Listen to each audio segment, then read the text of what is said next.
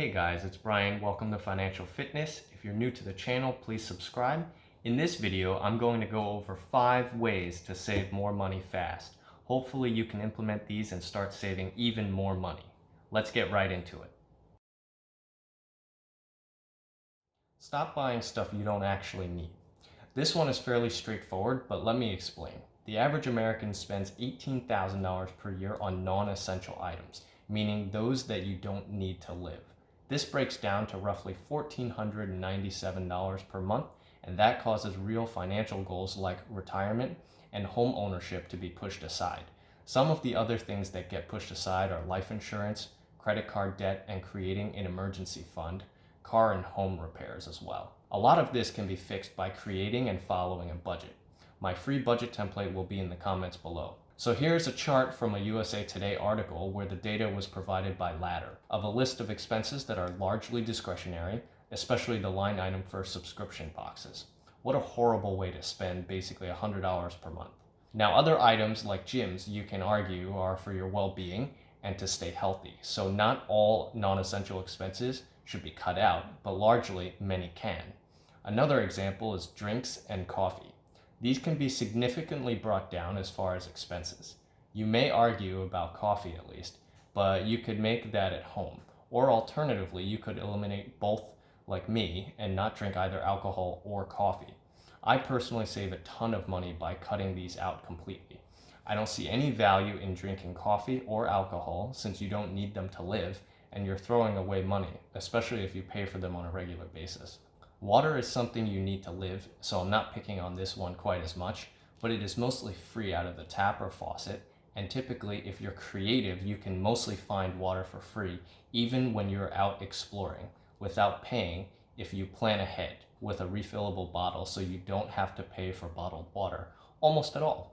It might be a little harder at a theme park or if you're traveling, but those would be the main exceptions to this. Paid apps, I have probably bought less than 5 in my lifetime on the Android Play Store. There are so many apps available, it makes absolutely no sense to spend any money monthly on buying apps.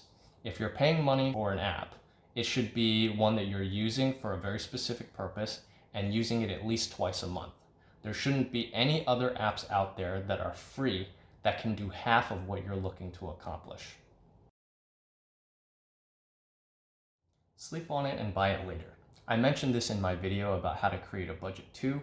I will add that video over here and the cards pop out above me. This ties into the first tip by delaying the purchase and waiting overnight, which is meant to stop or at least slow down impulsive spending and purchases. Spend very intentionally. Every time you spend money on something or are about to use your credit card, ask yourself if you really need and will use the item or service or experience. Occasionally, on certain expenses, I will use the sleep on it method and wait one night before purchasing.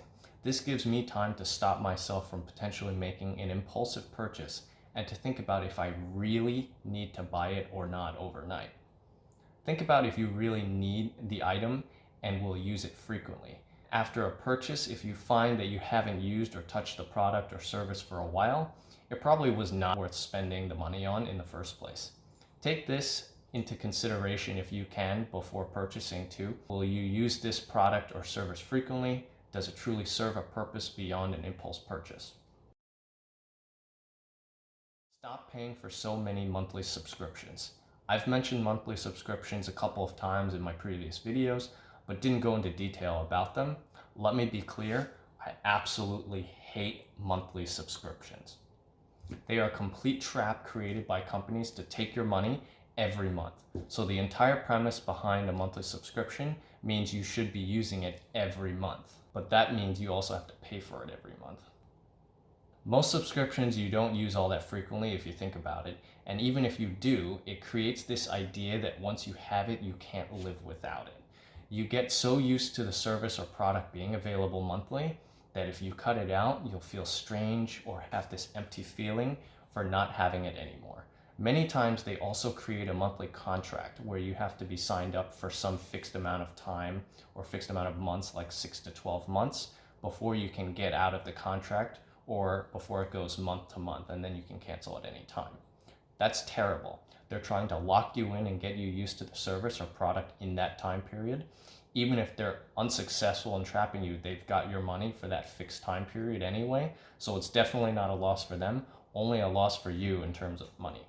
Escape the monthly paid subscription trap and just try to pay for something upfront so you don't have any recurring costs each month. Aside from that, hopefully you take a look at your monthly subscriptions and see what you discover can cut out or substitute for something cheaper. Now you know how much I hate monthly subscriptions. FYI, I only pay for one monthly subscription, and that's my gym. I still don't like seeing that charge every month, but it's to stay healthy, so I sort of accept it. Invest what you thought about spending. This is more about changing your mindset and taking action on it. Let's use an example to illustrate this. If you were to spend $300 on something, but you choose not to instead and invest it as an alternative. In the future, that $300 could turn into much more depending on what you invest in, what rate of return you get, and for how long it's invested for.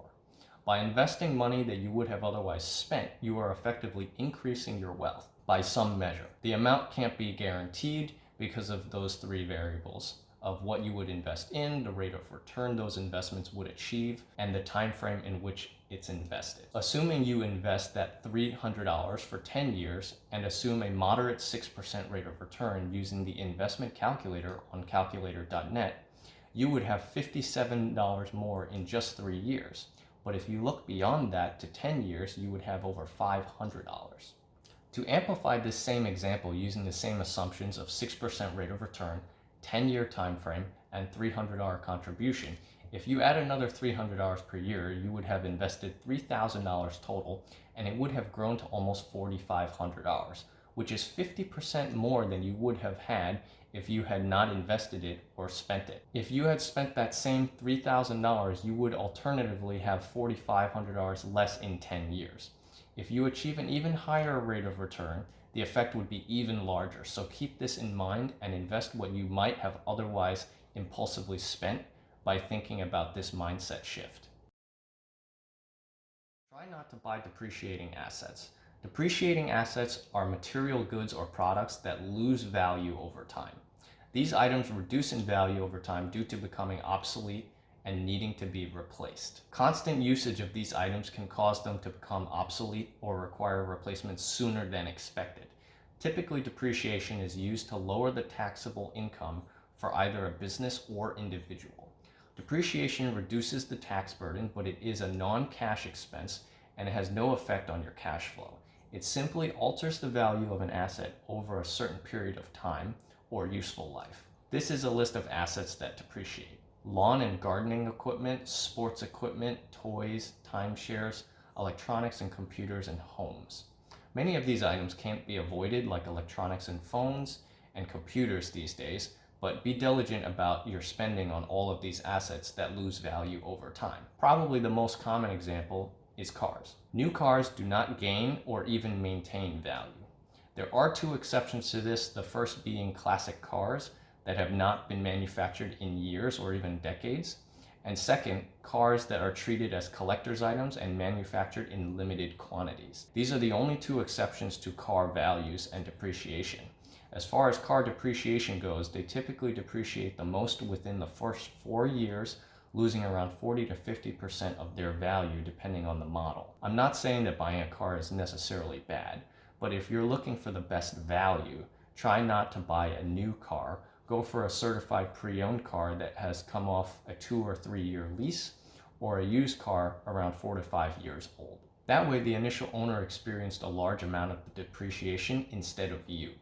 Sometimes I understand financing cannot be avoided, as cars are typically the next largest purchase in your lifetime after your home, but in my opinion, it is a mistake to finance a car and make monthly payments with interest if you can afford to pay for it up front. There are two reasons for this. The first I already mentioned, based on how fast the depreciation is for cars in the first 4 years, and the second is by financing it, you will be paying more and more money over time for something that is guaranteed to lose value. That's like saying I will turn $10,000 plus whatever interest rate I get into $5,000 in 5 years. Electronics and homes in many ways can't be avoided these days, but you can be careful about how much you spend, knowing that these will be worth significantly less in the future. Electronics and computers, especially since many are heavily used, these depreciate in value fairly quickly. In particular, cell phones and laptops. The components wear out like keyboards, screens, and batteries. Desktop computers fare a bit better in terms of useful life, as all three components I just mentioned are mostly separate, aside from maybe the screen in some cases for the all-in-one units. Cell phones are particularly bad. They lose around 50% of their value in the first year.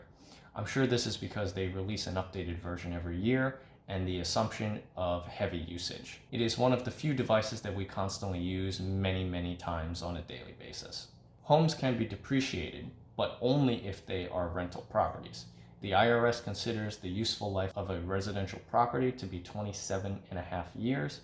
Improvements can be used to help determine the rate of depreciation. Generally, most residential property depreciates at a rate of 3.636% per year for 27.5 years. Only the value of the building/home can be depreciated. The building itself cannot depreciate because it can never be used up.